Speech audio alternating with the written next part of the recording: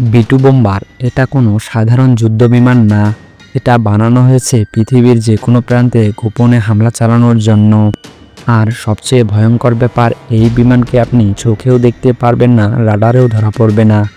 মানে আকাশে উড়বে কিন্তু কেউ ধরতে পারবে না।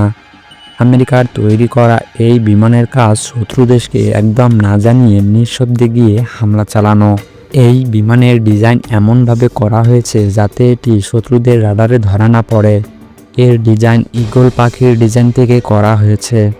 এটি একমাত্র বিমান যা নিউক্লিয়ার বোমা বহনেও সক্ষম এবং শত্রু দেশের সবচেয়ে গোপন ঘাঁটিতেও অ্যাটাক করতে পারে।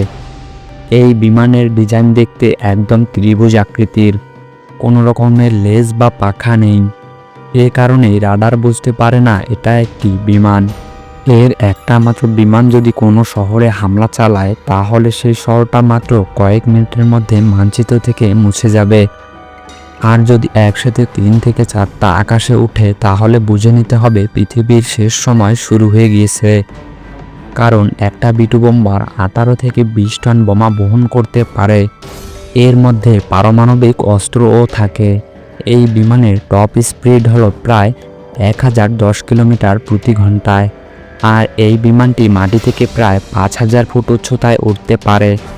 দিনের পর দিন একটানা আকাশে ভেসে থাকতে পারে। এমনকি একবার ফুয়েল লোড দিয়ে 11,000 কিলোমিটার পাড়ি দিতে পারে। B2 স্পিড একসাথে 16টি B-83 পারমাণবিক বোমা, 80টি স্মার্ট বোমা, 16টি GPS গাইডেড বোমা এবং সাথে একটা বাংকার বাস্টার বোমাও থাকে।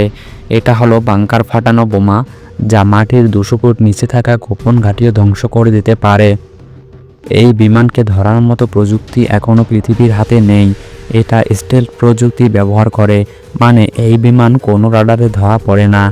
আপনার দেশে যদি সবচেয়ে আধুনিক এয়ার ডিফেন্স সিস্টেমও থাকে তাও এটা ধরা পড়বে না, কারণ এটা এতটাই নিচু দিয়ে এবং নিঃশব্দে উড়ে যে এয়ার ডিফেন্স বুঝতেই পারে না কিছু একটা ঢুকেছে।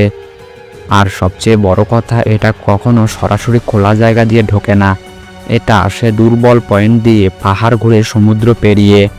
জানলে অবাক হবেন, প্রতিটি B2 বানাতে খরচ পড়ে প্রায় $2.1 বিলিয়ন।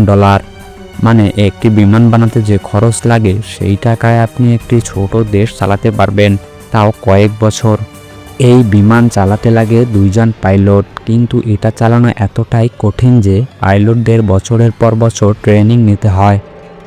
একবার একটি B2 বিমান টানা 44 ঘন্টা আকাশে থেকে আফগানিস্তানে মিশন চালিয়েছে। এই বিমানের বডিতে স্পেশাল রাডার শোষণকারী পেইন্ট ব্যবহার করা হয়, যা প্রতি মিশনের পর আবার নতুন করে করতে হয়।